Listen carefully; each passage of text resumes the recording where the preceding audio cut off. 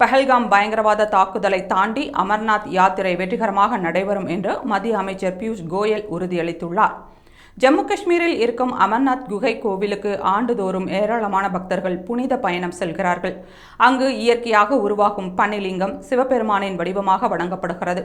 இந்த ஆண்டு ஜூலை 3ஆம் தேதி தொடங்க உள்ள அமர்நாத் யாத்திரைக்காக லட்சக்கணக்கானோர் முன்பதிவு செய்து வருகின்றனர். இப்போது பஹல்காம் பயங்கரவாத தாக்குதல் எதிரொலியாக இம்முறை அமர்நாத் யாத்திரை நடக்குமா என்பது பற்றி பல்வேறு தகவல்கள் வெளியாகின.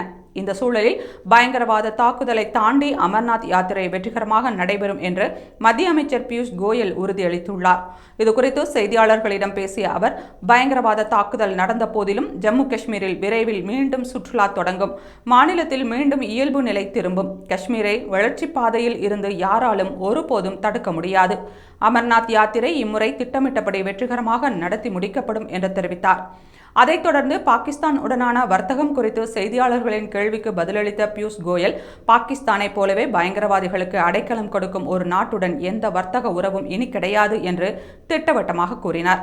மேலும் சிந்து நதி ஒப்பந்தம், விசா ரத்து போன்ற விஷயங்களால் பாகிஸ்தானுக்கு ஏற்படும் இழப்புகள் குறித்து நாம் கவலைப்பட தேவையில்லை என்றும் பியூஷ் கோயல் தெரிவித்துள்ளார்.